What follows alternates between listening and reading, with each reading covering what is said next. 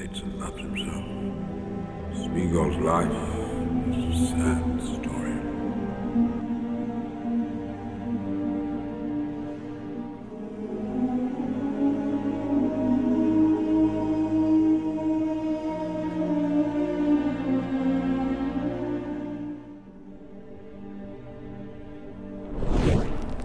Hola mis queridos histaritos e histaritas, bienvenidos sean a otra entrega del Silmarillion.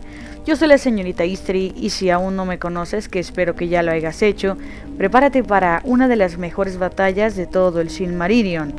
Pero para aquellos que ya somos más que amigos, somos familia, les doy la bienvenida y espero realmente que estén muy contentos, que hayan pasado una magnífica Navidad, que sepan realmente que los quiero profundamente y que hayan abierto muchos regalos, a menos de que nos hayan portado bien, claramente. Y bueno chicos, ya que nos encontramos en principio de año, que por cierto, muy feliz año nuevo, no llegué a tiempo para eso, discúlpenme, lo intenté en serio, pero no alcancé. Igual les deseo un muy feliz año y que estos meses sean realmente maravillosos para ustedes. Y pues chicos, prepárense de verdad porque esta batalla va a estar muy buena y espero que la disfruten porque la he hecho con todo mi cariño. Realmente saben cuánto los aprecio y que busco siempre darles lo mejor. Por cierto, quiero saber desde qué tiempo me han estado escuchando porque voy a hacer una mención honorífica del año nuevo para ustedes en el próximo video. También quiero recordarles que es importante que tomen un sitio cómodo, aislado si es posible, con unos audífonos bien puestos, abrigados porque hace frío, para poder disfrutar de este contenido. También quiero recordarles que toda la música que va a aparecer en este podcast no me pertenece, sino a todos estos grandes compositores que están apareciendo justamente ahora en sus pantallas. Les recomiendo que los busquen y si les gusta más de su música se los hagan saber. Realmente su trabajo es impresionante y ha ayudado mucho a que pueda yo plasmar como aparece en mi mente para ustedes este capítulo. También deseo recalcar que este capítulo va a tener una dificultad auditiva de Gandalf el Blanco. Es un intermedio entre la dificultad auditiva de El Ojo de Sauron y el de Gandalf el Gris.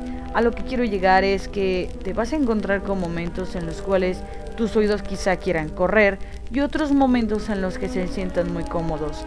Dado que el capítulo tiene estos tintes cambiantes, te recomiendo tener cuidado con tus oídos y procurar cuidar el volumen. Y sin más por agregar, les doy la bienvenida, mis queridos histaritos, a esta nueva entrega. Yo soy la señorita History y comenzamos. Capítulo 20 de la quinta batalla, Nirnaeth Ardoniaeth.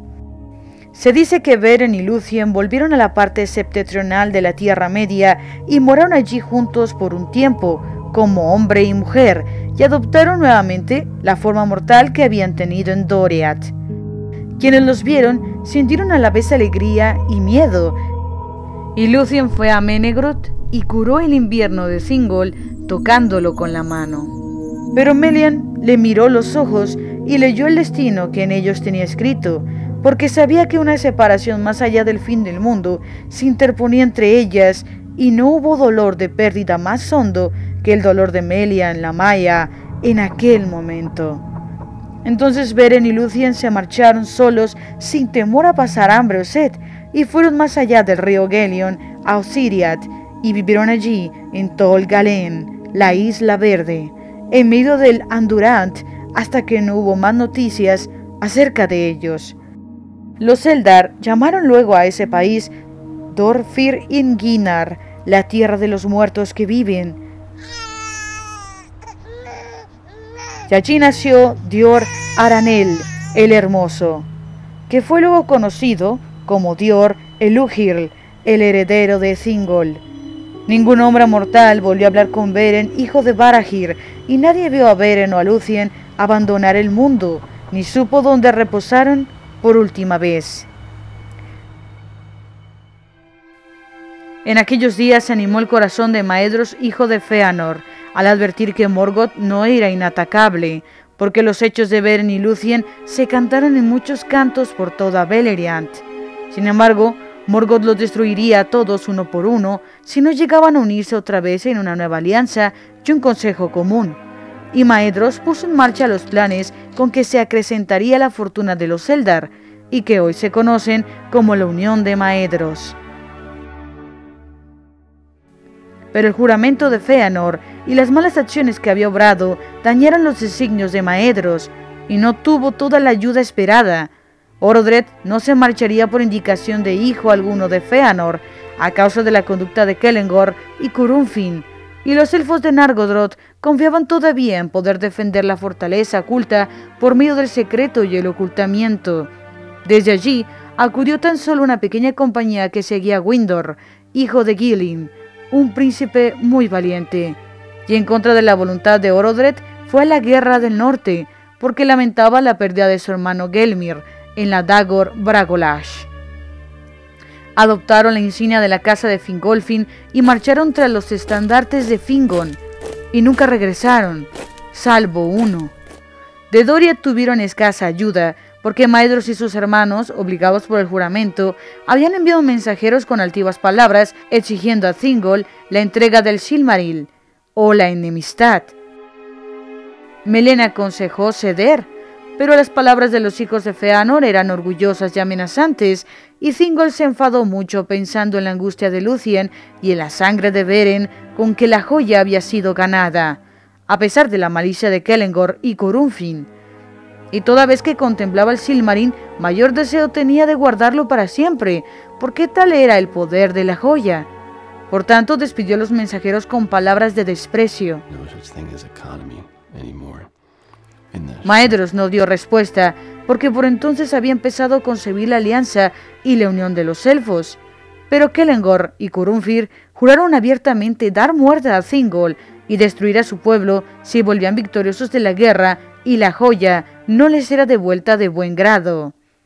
Entonces Thingol fortificó las fronteras del reino y no acudió a la guerra, como tampoco ningún otro de Doriath, salvo Mablung y Beleg, que no estaban dispuestos a no participar en estos grandes hechos.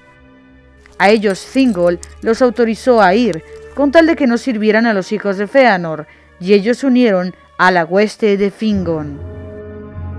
Pero Maedhros tuvo la ayuda de los Naugrin, tanto en huestes como en el suministro de armamentos, y las herrerías de Nogrod y de Belegost estuvieron muy ocupadas en esos días, y él reunió otra vez a todos los hermanos y a todas las gentes dispuestas a seguirlo, y a los hombres de Bor y de Ulfang se les dio instrucción militar, y estos convocaron aún a más miembros de los hermanos del este. Además, en el oeste, Fingon, siempre amigo de Maedhros, pidió consejo en Imring, y en Idlum los Noldor y los hombres de la casa de Hador se prepararon para la guerra. En el bosque de Medril, Halmir, señor del pueblo de Haled, reunió a sus hombres y les ordenó que afilaran las hachas, pero Halmir murió antes de que la guerra comenzase, y su hijo Haldir gobernó a esa gente. Y también a Gondolin llegaron las nuevas, a Turgon el rey escondido. Pero Maedhros se arriesgó demasiado pronto, antes de que los planes estuvieran completos, y aunque los orcos fueron expulsados de todas las regiones septentrionales de Beleriand y Dordonion fue liberada por un tiempo, Morgoth quedó advertido del levantamiento de los Eldar y de los amigos de los elfos, y se preparó, y envió entre ellos a muchos espías y traidores, cosa que le era más fácil ahora, pues los hombres desleales que le servían en secreto estaban aún bien enterados de lo que pensaban los hijos de Fëanor.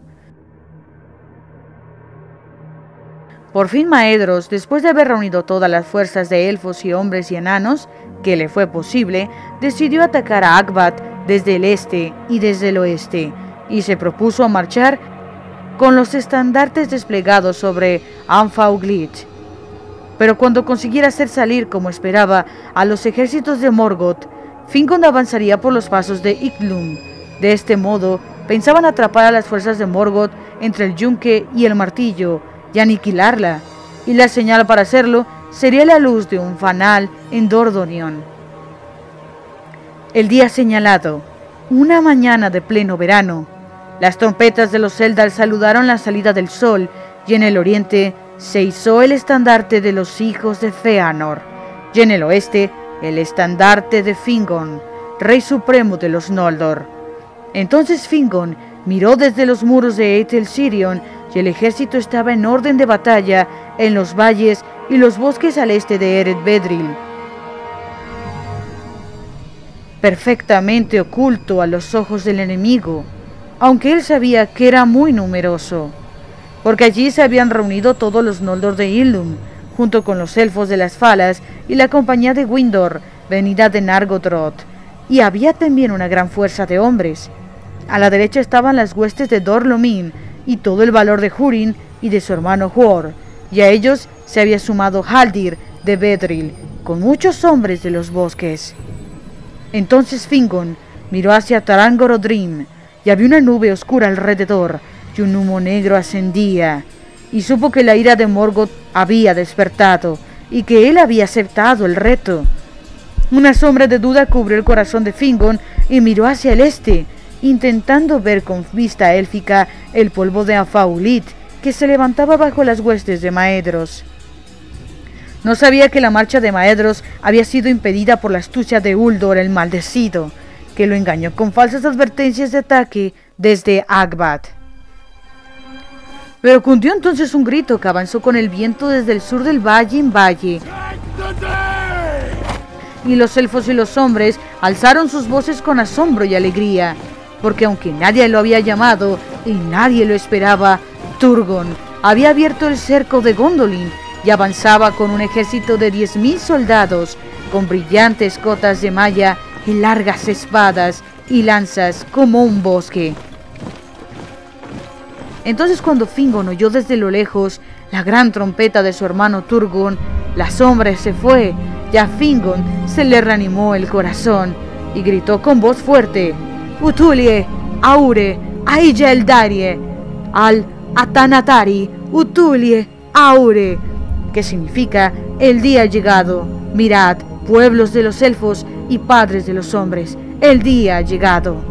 Y todos los que oyeron el eco de su poderosa voz en las colinas respondieron gritando: Auta Ilome, ya la noche ha pasado.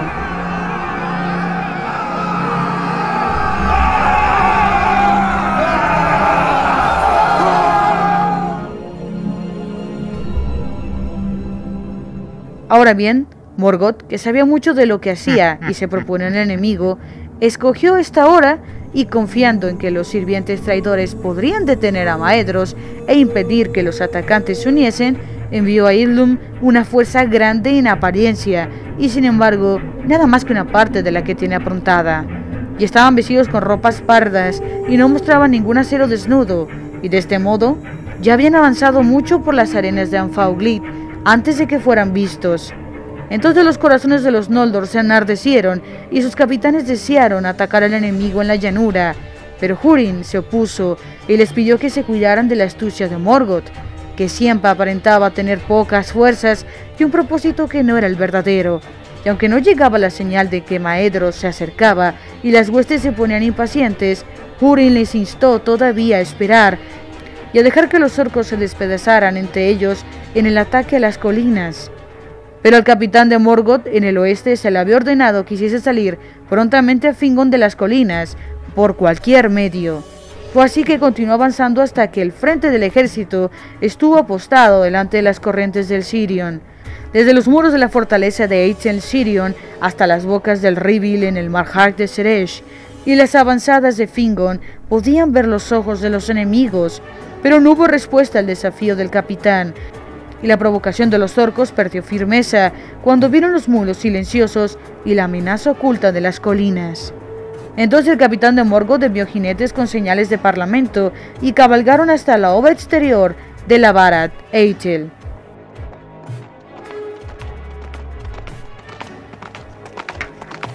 Con ellos llevaban a Gelmir, hijo de Gilin, el señor de Nargothrond, a quien habían capturado en la Bragolash y al que habían cegado.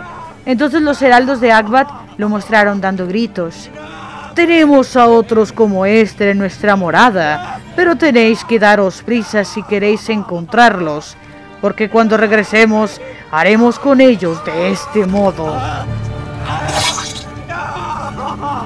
Y remanaron las manos y los pies de Gelmir, y por último la cabeza a la vista de los elfos, y lo dejaron allí. La mala fortuna quiso que allí entre los baluartes estuviera Windor de Nargothrond, el hermano de Gelmir, y la ira se le encendió en locura, y montó a caballo de un salto, y muchos jinetes lo acompañaron, y persiguieron a los heraldos y los mataron, y se internaron profundamente en el cuerpo principal del ejército. Y al ver esto, todas las huestes de los Noldor se inflamaron, y Fingon se puso el yelmo blanco y ordenó que sonaran las trompetas, y las huestes de Idlum saltaron todas desde las colinas en súbita embestida. La luz de las espadas desenvainadas de los Noldor era como un fuego en un campo de juncos, y tan fiera y rápida fue la arremetida que los designios de Morgoth casi fracasaron.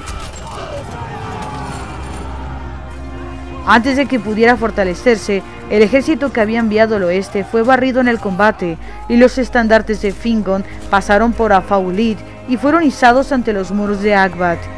Siempre al frente de la batalla iban Windor y los elfos de Nargothrond, y ni siquiera ahora pudieron ser contenidos. Irrumpieron a través de los portales y mataron a los guardias en las mismas escaleras de Akbat, y Morgoth tembló en su trono profundo cuando oyó los golpes en las puertas. Pero estaban atrapados allí y los mataron a todos, salvo a Windor, que fue capturado vivo, porque Fingon no pudo ir a ayudarlo. Por muchas puertas secretas en Trangor Odrim, Morgoth había hecho salir al grueso de sus ejércitos que mantenía oculto, y Fingon fue rechazado de los muros con grandes pérdidas. Entonces en la llanura de Afaulit, el cuarto día de la guerra, empezaron las Nirnaeth Ardoniat, las lágrimas innumerables, pues no hay canto en historia que pueda contener tanto dolor. El ejército de Fingon se retiró por las arenas, y Haldir, señor de los Halandin, fue muerto en la retaguardia. Con él cayó la mayor parte de los hombres de Bedril, y nunca volvieron a los bosques. Pero en el anochecer del quinto día, y estando todavía lejos de Erebedril, los orcos rodearon a las huestes de Idlum, y lucharon hasta llegar el día, acosándolas y cada vez más cerca. Con la mañana llegó la esperanza, cuando se oyeron las trompetas de Turgon, que avanzaba con el principal ejército de Gondolin.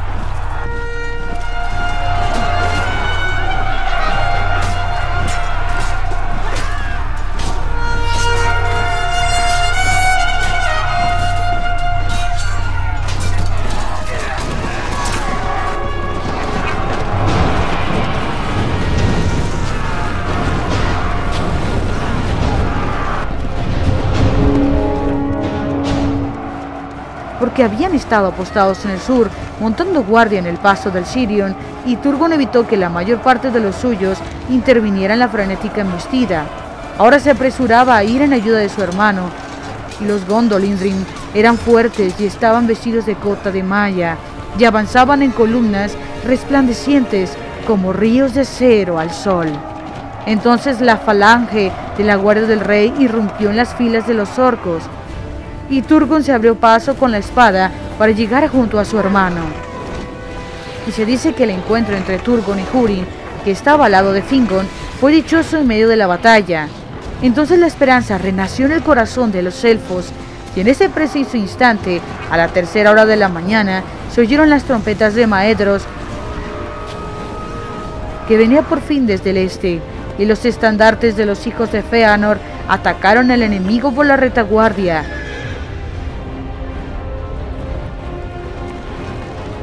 Han dicho algunos que aún entonces los Eldar habrían podido salir victoriosos si todas sus huestes se hubieran mantenido fieles, porque los orcos vacilaron y fueron contenidos, y algunos ya se volvían para huir. Pero cuando la vanguardia de Maedhros llegó junto a los orcos, Morgoth llamó sus últimas fuerzas, y Akbat quedó vacía.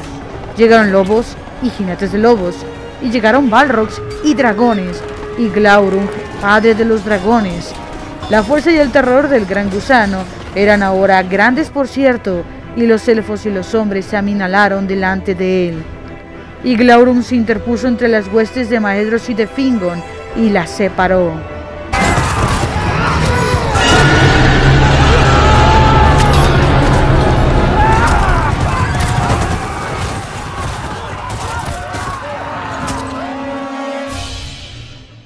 Sin embargo, ni por lobo, ni por Balrog, ni por dragón alguno alcanzaría Morgoth su propósito, sino por la traición de los hombres. En ese momento se revelaron los planes de Ulfang. Muchos de los orientales se volvieron y huyeron, llenos de miedo y de mentiras, pero los hijos de Ulfang se volvieron de pronto hacia Morgoth y atacaron la retaguardia de los hijos de Fëanor, y en medio de la confusión llegaron cerca del estandarte de Maedhros.